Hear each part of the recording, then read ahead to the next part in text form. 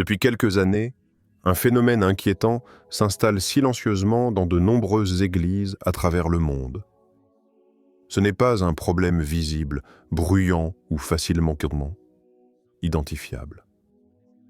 Au contraire, il progresse discrètement, s'immisce dans les habitudes, influence les mentalités et finit par changer l'atmosphère spirituelle sans que beaucoup ne s'en rendent compte. Plusieurs le ressentent, certains l'aperçoivent, mais très peu osent mettre des mots dessus. Pourtant, le malaise grandit. Les signes s'accumulent, quelque chose d'étranger à l'Évangile s'installe, et personne n'en parle réellement. Ce dont je vais te parler aujourd'hui n'est pas un sujet populaire, ni un thème léger qu'on aborde pour attirer des vues. Il s'agit d'un avertissement spirituel, un message urgent destiné à réveiller, à ouvrir les yeux et à rappeler ce que la Bible nous montre clairement lorsqu'on prend le temps de lire, d'écouter et de discerner. Le Spirit of Witchcraft, l'esprit de sorcellerie, ne se manifeste pas toujours de manière spectaculaire, avec des rituels sombres ou des symboles évidents. La plupart du temps, il choisit l'influence subtile, la séduction émotionnelle, la manipulation douce. Et c'est précisément ce qui le rend dangereux lorsqu'il se rapproche des lieux de foi. Aujourd'hui, beaucoup d'églises ressemblent extérieurement à ce qu'elles ont toujours été. Des lieux de prière, de louange et d'enseignement. Mais si l'on regarde de plus près, si l'on observe les attitudes, les tendances, les discours, quelque chose a changé. On cherche moins la vérité et davantage l'expérience. On valorise moins la sanctification et davantage le spectaculaire. On parle beaucoup de puissance, mais rarement de repentance. Et pendant que les croyants se laissent attirer par ce qui brille, un autre esprit, bien différent de l'esprit de Dieu, profite de l'ouverture laissée. Ce message n'a pas pour objectif de condamner, mais d'alerter. Si l'Église ne discerne plus, elle devient vulnérable. Et si personne n'ose nommer ce qui se passe, alors il continuera d'agir dans l'ombre. Aujourd'hui, nous allons exposer ce que beaucoup ressentent, ce que d'autres préfèrent ignorer et ce que certains craignent d'admettre. Avant d'aller plus loin, il est essentiel de définir clairement ce que l'on appelle l'esprit de sorcellerie.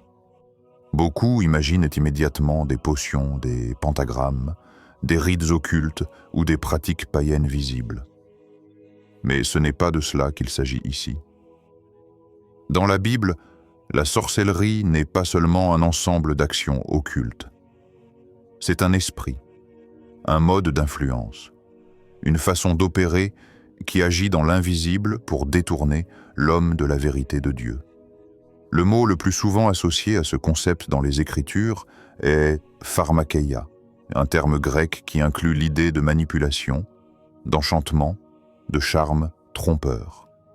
La sorcellerie biblique agit donc en premier lieu sur la perception, sur le jugement sur le discernement. Elle cherche à envoûter, à séduire, à obscurcir, plutôt qu'à montrer des signes ouvertement démoniaques.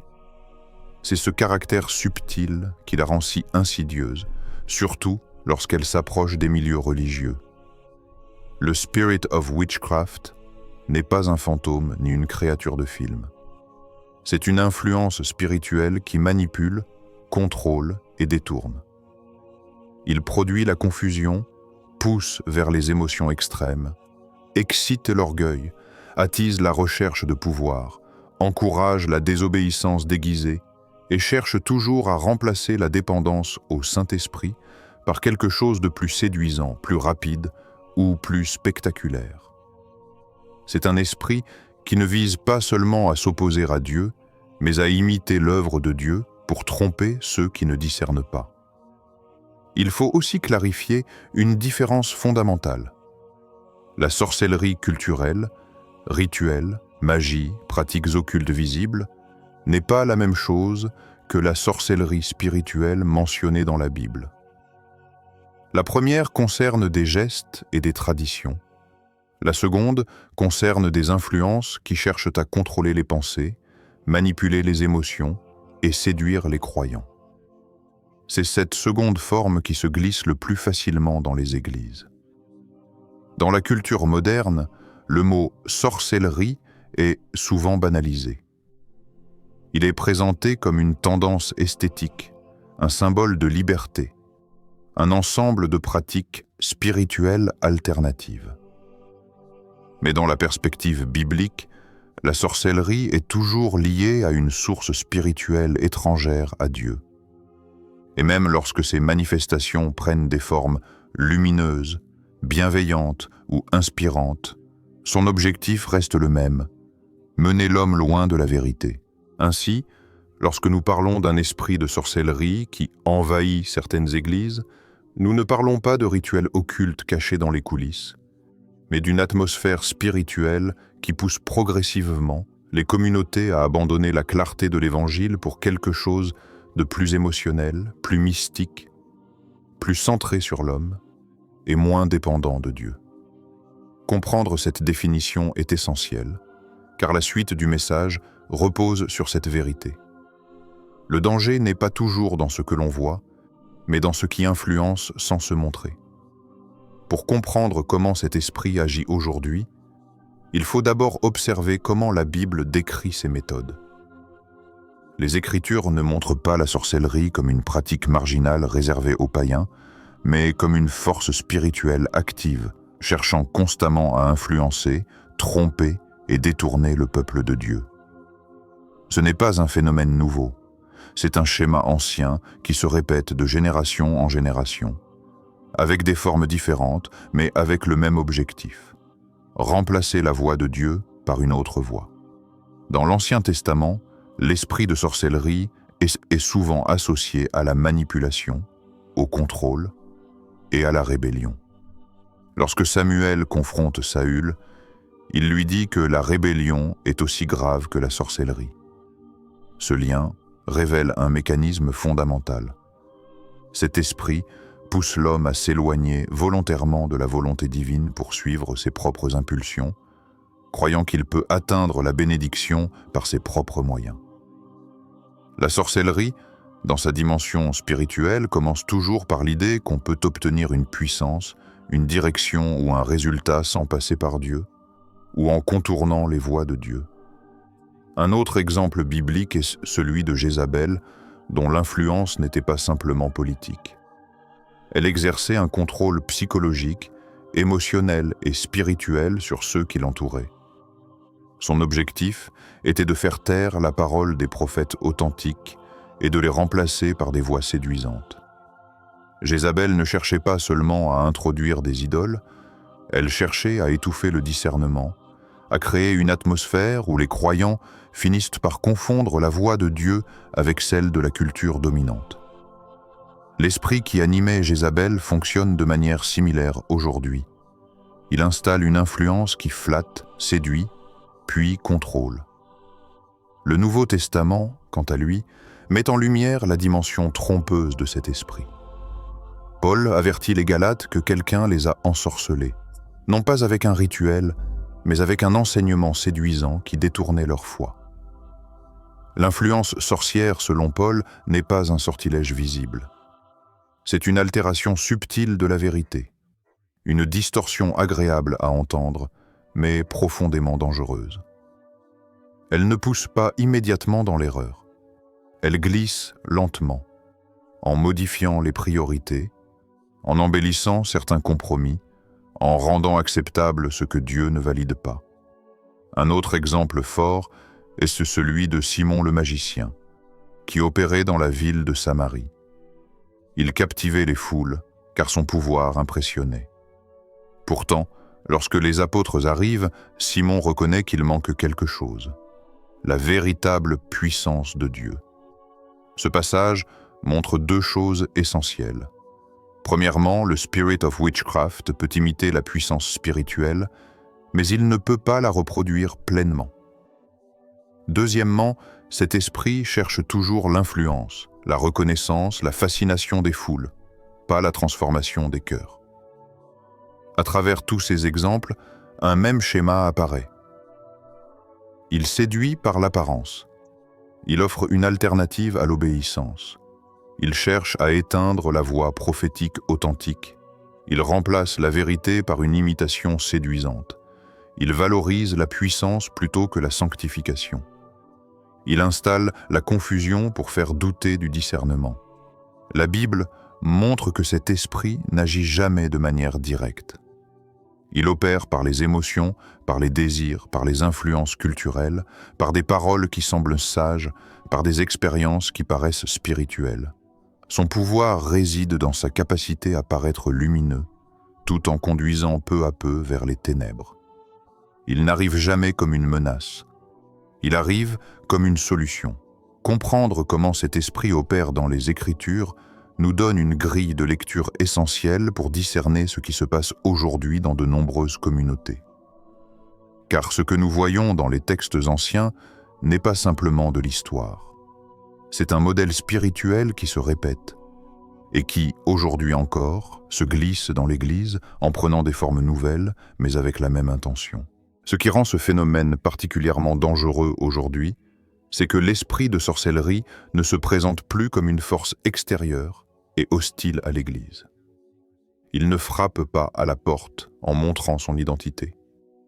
Il s'infiltre subtilement, progressivement, en utilisant les failles culturelles, émotionnelles et spirituelles de notre époque.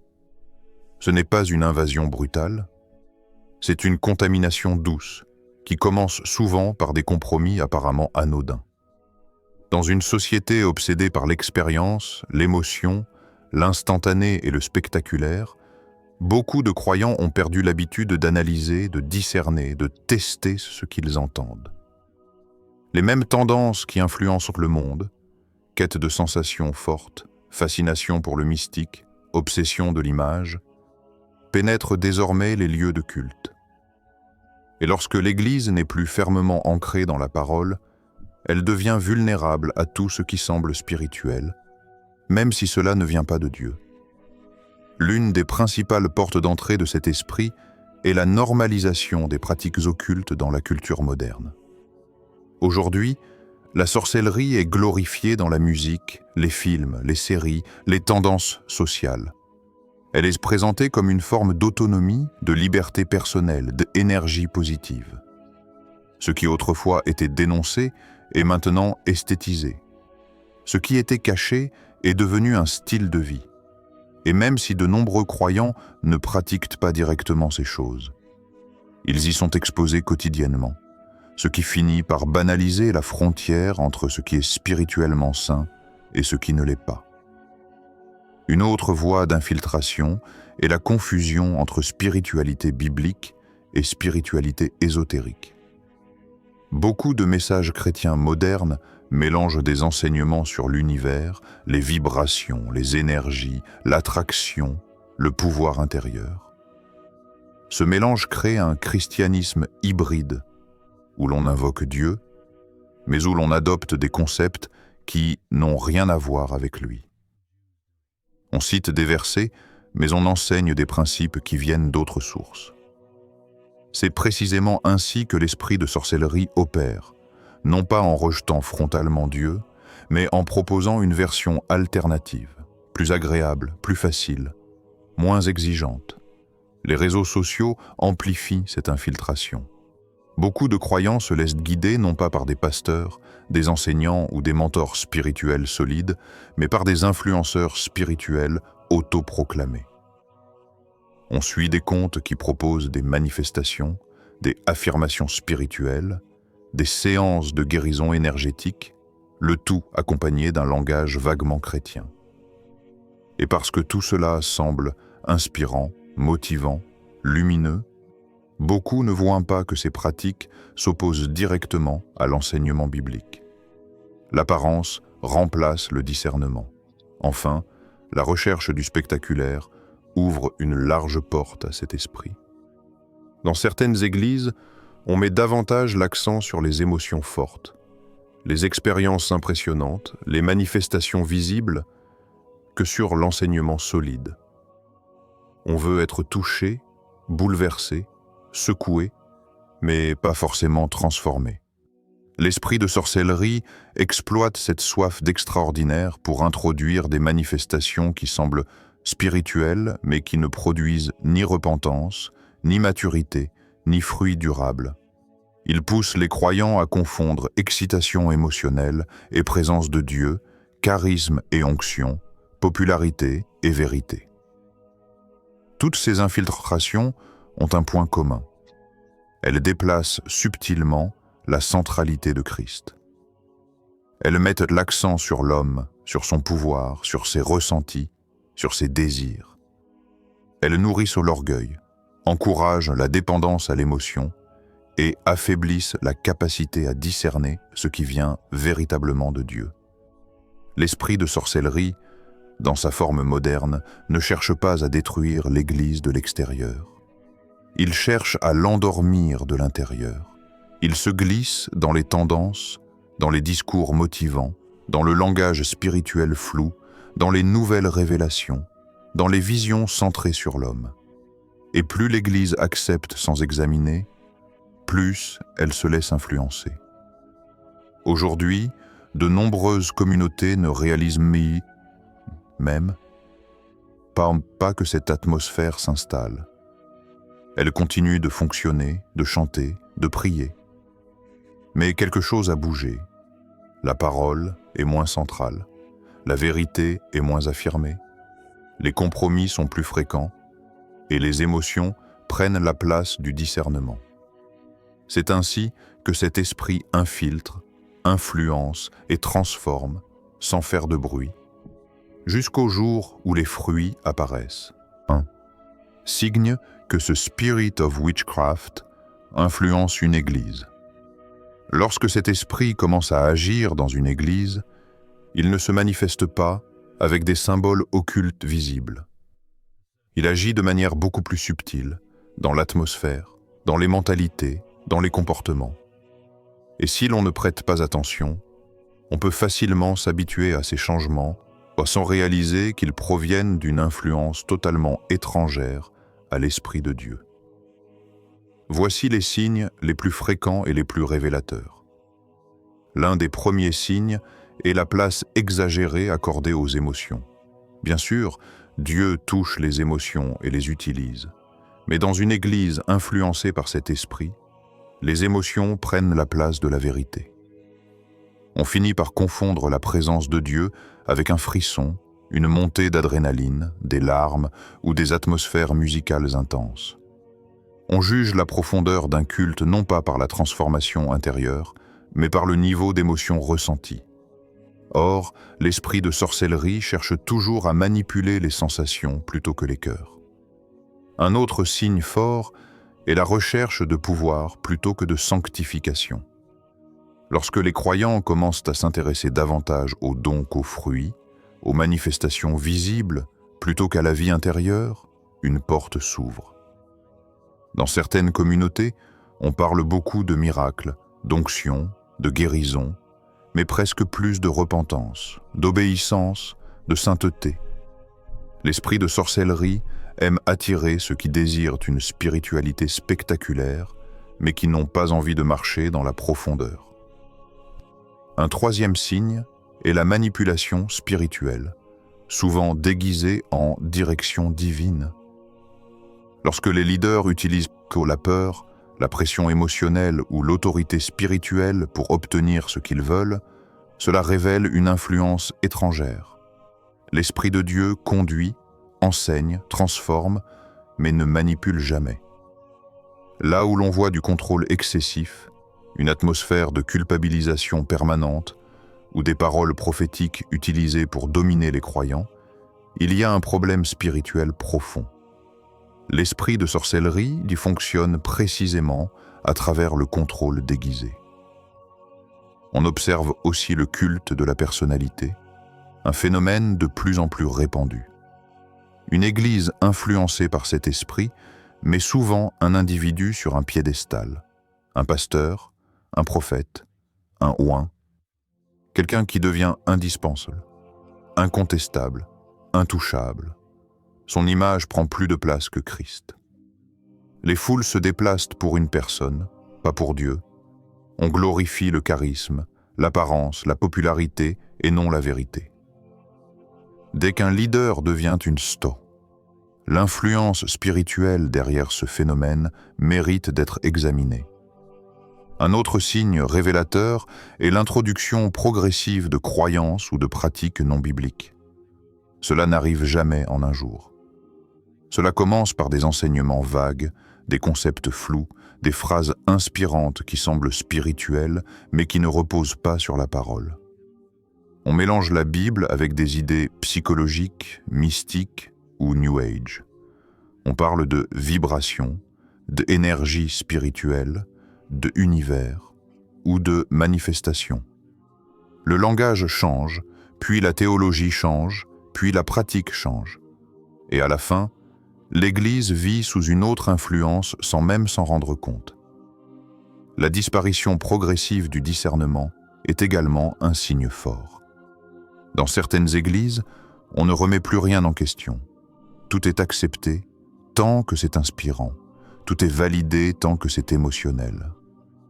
On ne teste plus les prophéties, on ne vérifie plus les doctrines, on ne confronte plus les erreurs. Tout devient sensible, tabou, à ne pas critiquer. L'esprit de sorcellerie prospère précisément là où les croyants n'osent plus examiner les choses à la lumière de la parole. Enfin, la division interne est un fruit bien connu de cet esprit. Là où il agit, les conflits augmentent, les jalousies s'installent, les clans se forment, les relations se brisent. Les croyants deviennent hypersensibles, facilement blessés, facilement offensés. La paix disparaît, remplacée par une agitation constante. L'esprit de Dieu unit, l'esprit de sorcellerie divise. Et il le fait toujours sous prétexte de protection spirituelle, de pureté ou de révélation. Tous ces signes ne sont pas toujours visibles immédiatement. Ils s'installent lentement, au fil des mois ou des années, jusqu'à ce que l'Église ne ressemble plus à ce qu'elle était. Et lorsque personne n'ose mettre des mots sur ce qui se passe, cette influence continue de grandir, jusqu'à toucher la vision, les leaders, puis toute la communauté. 2. Témoignages et exemples contemporains. Même si peu osent en parler publiquement, beaucoup de croyants à travers le monde témoignent d'un malaise croissant dans certaines communautés.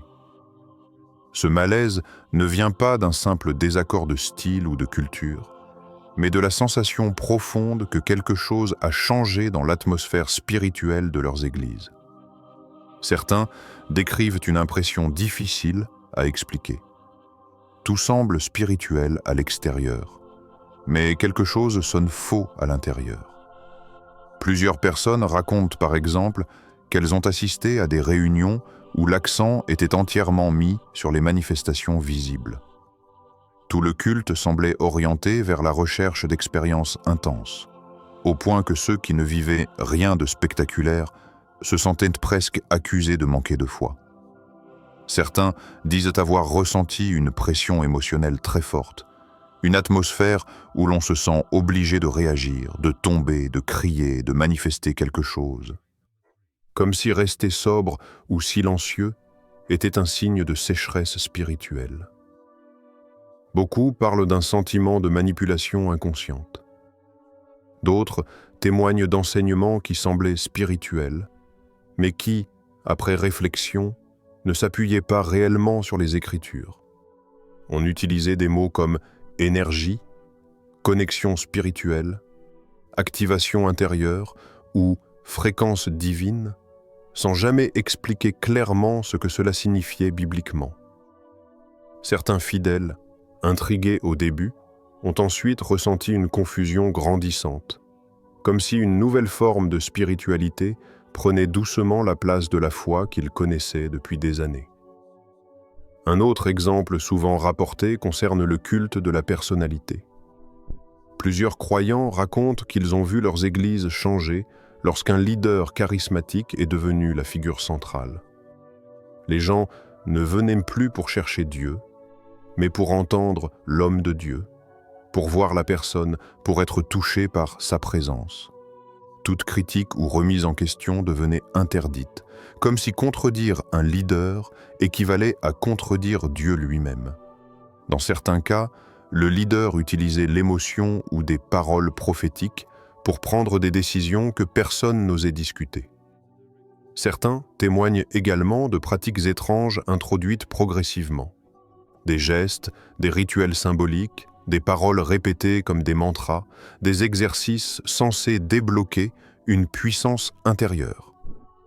Rien d'ouvertement occulte, mais suffisamment différent de la Bible pour éveiller un doute. Ces pratiques étaient souvent présentées comme des révélations nouvelles, des méthodes spirituelles avancées ou des secrets du royaume, ce qui flattait l'ego et attirait ceux qui cherchaient quelque chose de plus mystique. D'autres croyants disent avoir ressenti une lourdeur spirituelle en entrant dans certaines réunions, comme si l'atmosphère était chargée, confuse, oppressante, alors même que tout semblait lumineux en surface. Certains ont même expliqué qu'ils se sentaient épuisés, vidés ou agités après les cultes, au lieu d'être édifiés et encouragés. Ces exemples ne servent pas à pointer du doigt, mais à montrer que ce qui se passe aujourd'hui est réel. Beaucoup en parlent en privé, beaucoup quittent des églises sans comprendre pourquoi, beaucoup ressentent quelque chose qu'ils n'arrivent pas à nommer. Ce n'est qu'en reconnaissant ces signes que l'Église pourra reprendre le discernement nécessaire pour rester fidèle à l'Évangile. 3. Conséquences spirituelles pour les croyants. Lorsque cet esprit s'installe dans une Église, il ne laisse jamais les croyants intacts. Ces effets ne sont pas toujours immédiats, mais ils sont profonds. Ils touchent la manière de penser, de prier, de discerner, et bien souvent, ils transforment la vie spirituelle sans que la personne n'en ait pleinement conscience. Les conséquences sont parfois visibles, mais le plus souvent, elles apparaissent progressivement comme une lente dérive. L'une des conséquences majeures est la confusion doctrinale. Lorsqu'une église commence à mélanger la parole de Dieu avec des concepts étrangers, les croyants perdent leurs repères. Ils ne savent plus ce qui est biblique et ce qui ne l'est pas. Ils adoptent des idées séduisantes sans en connaître la source. Ils reprennent des expressions spirituelles qui n'ont aucun fondement dans l'Écriture. La foi devient un mélange d'émotions, de psychologie, de mysticisme et de versets sortis de leur contexte. Et une foi confuse finit toujours par devenir une foi fragile. Deuxième conséquence, la perte progressive du discernement. L'un des premiers dons que cet esprit attaque est justement la capacité à reconnaître ce qui vient de Dieu et ce qui n'en vient pas. Les croyants deviennent dépendants de leurs sensations, de l'ambiance, de ce qu'ils voient et entendent. Ils ne testent plus rien. Ils ne confrontent plus les messages avec la Bible. Ils ne questionnent plus les prophéties ou les révélations. Ils acceptent tout ce qui semble spirituel. Et lorsqu'on ne discerne plus, on devient extrêmement vulnérable aux influences trompeuses. Une autre conséquence grave est la division intérieure. Là où cet esprit agit, les relations se fragilisent. Les croyants deviennent plus sensibles, plus susceptibles, plus facilement blessés. Les tensions se multiplient, les clans apparaissent et l'unité disparaît. L'esprit de sorcellerie crée des atmosphères d'insécurité et de méfiance. Il encourage les comparaisons, les rivalités, la jalousie spirituelle. Là où il passe, la paix s'en va, car il nourrit l'orgueil, l'ambition personnelle et la recherche de reconnaissance. On observe aussi une dépendance malsaine aux leaders ou aux manifestations. Certains croyants n'arrivent plus à prier sans un certain type d'ambiance, sans une musique spécifique, sans les paroles d'un leader particulier. Leur spiritualité devient extérieure, dépendante d'un environnement ou d'une personne, au lieu d'être enracinée dans une relation personnelle avec Dieu. Cette dépendance est dangereuse, car elle remplace le Saint-Esprit par des substituts émotionnels. Autre effet, la fatigue spirituelle. Beaucoup de personnes qui ont été exposées longtemps à cet esprit témoignent d'un épuisement profond. Elles se sentent vidées après les cultes, anxieuses, troublées, plutôt qu'édifiées et fortifiées. Elles vivent une foi instable, pleine de montagnes russes émotionnelles. Rien n'est stable, rien n'est solide. On les pousse toujours à chercher plus d'expérience, plus d'intensité, plus de sensations, comme si la présence de Dieu dépendait d'une performance émotionnelle constante. Enfin, cet esprit produit une foi centrée sur l'homme. Au lieu de conduire les croyants à dépendre de Dieu, il les pousse à se focaliser sur leur propre puissance, leur propre parole, leur propre capacité à activer ou débloquer quelque chose. Cette direction rend la foi égocentrée plutôt que christocentrée. Peu à peu, Jésus n'est plus au centre.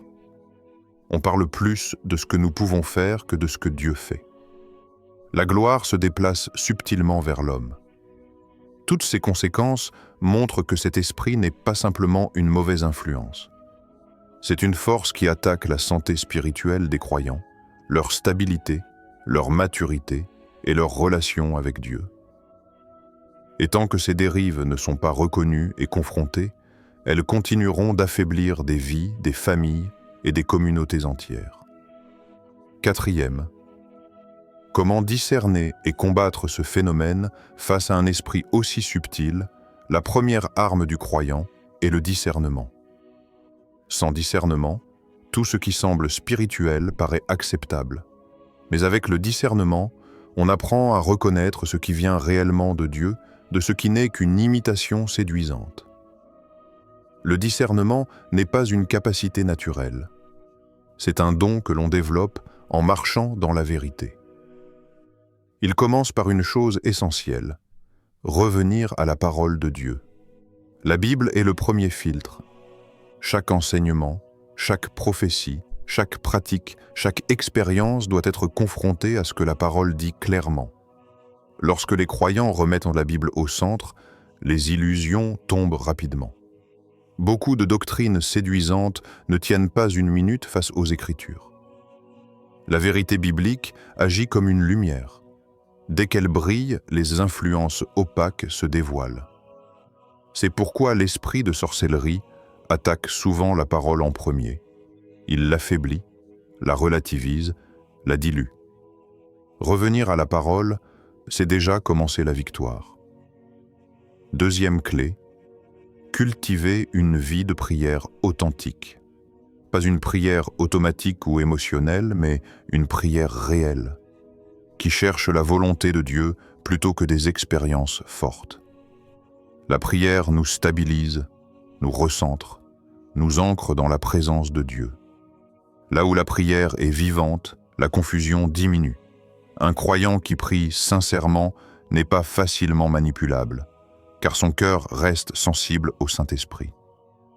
La prière dissipe les atmosphères trompeuses et révèle ce que l'on ne voit pas naturellement. Troisième clé, observer les fruits. Jésus a dit que l'on reconnaît un arbre à ses fruits. Ce principe détruit toute illusion. Il ne suffit pas qu'une manifestation soit puissante, impressionnante ou spectaculaire. Quels en sont les fruits? Amènent-elles plus d'humilité, de sainteté, de repentance, de paix, d'amour, de fidélité? Ou bien produit-elle confusion, orgueil, division, excitation sans transformation? Là où les fruits ne correspondent pas à l'Esprit de Dieu, l'influence n'est pas de Dieu, quelle que soit l'apparence extérieure. Il est aussi crucial de se soumettre à un leadership saint. Un leadership humble, transparent, enraciné dans la Bible, protège l'Église. Mais un leadership orgueilleux, centré sur lui-même ou fasciné par le spectaculaire, ouvre une porte dangereuse. Les croyants doivent être entourés de personnes matures, capables de corriger, d'enseigner, de confronter si nécessaire. Un chrétien isolé est une cible facile. Un chrétien entouré et guidé est beaucoup plus difficile à tromper. Autre élément important, ne pas idolâtrer les expériences spirituelles. L'esprit de sorcellerie prospère là où les gens deviennent dépendants du sensationnel. Pourtant, la présence de Dieu n'est pas toujours spectaculaire. Parfois, elle essaie douce, silencieuse, simple. Apprendre à reconnaître Dieu dans la simplicité protège du piège de la recherche d'émotions. La maturité spirituelle consiste à marcher par la foi, pas par les sensations. Plus les croyants s'éloignent de l'émotionnelle dépendance, moins ils sont manipulables. Pour combattre cet esprit, il faut également pratiquer la repentance. Pas seulement pour des actions visibles, mais pour les petits compromis, les petites ouvertures, les petits alignements intérieurs avec des influences étrangères. La repentance ferme les portes. Elle réaligne le cœur avec Dieu. Là où il y a repentance, la confusion se dissipe. Cet esprit déteste la repentance, car elle brise son emprise. Enfin, il faut restaurer la centralité de Christ. Rien ne protège autant l'Église que de placer Jésus au centre. Lorsque Christ est réellement au centre, et pas seulement mentionné, toute influence étrangère perd de son pouvoir. L'esprit de sorcellerie cherche toujours à dévier l'attention vers autre chose. L'homme, les émotions, les dons, les sensations, les leaders, les expériences. Mais lorsque la communauté revient à Christ, à sa parole, à sa grâce, à sa souveraineté, elle devient spirituellement inatteignable. Discernement, parole, prière, fruit, leadership saint, repentance, centralité de Christ. Voilà les armes qui démasquent et détruisent l'influence de cet esprit. Ce combat n'est pas un combat de peur, mais un combat de lumière. Là où la vérité règne, les ténèbres reculent. L'heure n'est plus à l'indifférence. Ce qui se passe dans de nombreuses communautés n'est pas anodin. C'est un signal d'alarme. L'Église ne peut plus se permettre de fermer les yeux ou de se convaincre que tout va bien simplement parce que les cultes sont remplis, les chants sont puissants ou les activités nombreuses. Dieu appelle son peuple à se réveiller, à ouvrir les yeux, à discerner ce qui cherche à s'infiltrer subtilement pour détourner les cœurs de la vérité. Cet appel n'est pas un message de peur, mais un message d'urgence spirituelle. L'Église ne doit pas attendre que les choses deviennent plus graves pour réagir. L'Évangile n'a jamais été un spectacle, ni un lieu de manipulation émotionnelle, ni un terrain de contrôle spirituel. L'Évangile est une puissance de liberté. Et c'est précisément cette liberté que cet esprit cherche à voler. Chaque croyant doit reprendre conscience de sa responsabilité spirituelle. Ce n'est pas seulement aux pasteurs, aux leaders ou aux intercesseurs d'être vigilants. Chacun doit veiller sur son cœur, sur sa foi, sur sa relation personnelle avec Dieu. Chacun doit apprendre à éprouver les esprits, à tester les enseignements, à refuser toute influence qui n'est pas alignée avec la parole. Cet éveil doit commencer individuellement pour ensuite toucher l'Église entière. Cet appel est aussi un appel au courage. Beaucoup voient, ressentent ou pressentent des choses, mais n'osent rien dire par peur de déranger. Pourtant, le silence est l'allié de la confusion. Se réveiller, c'est oser dire la vérité avec amour, oser remettre les choses en ordre, oser confronter ce qui doit l'être, sans agressivité mais sans compromis. Dieu cherche aujourd'hui une Église lucide, solide, mature, ancrée, inébranlable. Une Église qui n'est pas impressionnée par les manifestations, mais par la fidélité. Une Église qui ne cherche pas les sensations, mais la présence authentique de Dieu. Une Église qui n'a pas peur de la lumière, parce qu'elle marche dans la vérité. Cet appel à l'éveil est un appel à revenir à l'essentiel. Christ au centre, la parole comme fondation, le Saint-Esprit comme guide, la vérité comme protection. Si l'Église répond à cet appel, aucune influence étrangère ne pourra subsister. C'est maintenant que le réveil doit commencer, dans nos cœurs, dans nos maisons, dans nos communautés. Ce sujet n'est pas populaire et c'est précisément pour cela qu'il doit être abordé.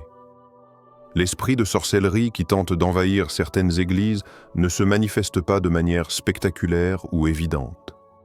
Il agit dans l'ombre, à travers la séduction, la confusion, l'émotion sans transformation, la manipulation subtile et la déviation progressive de la vérité. Beaucoup le ressentent sans réussir à mettre des mots dessus.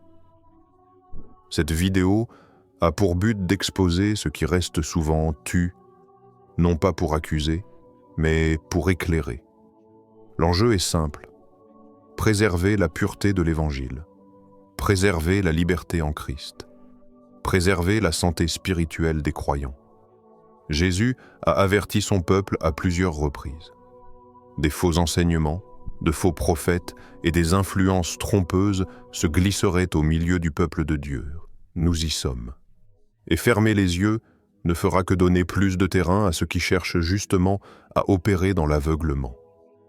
Mais il n'y a pas lieu d'avoir peur. La vérité n'a jamais été menacée par le mensonge. Elle le renverse simplement par sa lumière. Un croyant ancré dans la parole, conduit par le Saint-Esprit, entouré de frères et sœurs matures, devient impossible à manipuler. Une Église centrée sur Christ, qui ne cherche ni les sensations ni la gloire humaine, devient imprenable.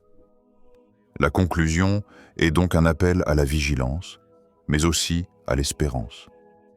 Dieu n'abandonne pas son Église. Il éclaire, il avertit, il restaure. Il cherche des hommes et des femmes capables de discerner, de se lever, de dire la vérité avec amour et de ramener le peuple vers la simplicité de l'Évangile. Si chacun prend sa place, si chacun veille sur son cœur, si chaque communauté choisit la lumière plutôt que le compromis, alors cet esprit n'aura aucune autorité. Le réveil commence par un regard lucide et un retour à ce qui ne change jamais, la vérité, la sainteté et la seigneurie de Jésus-Christ.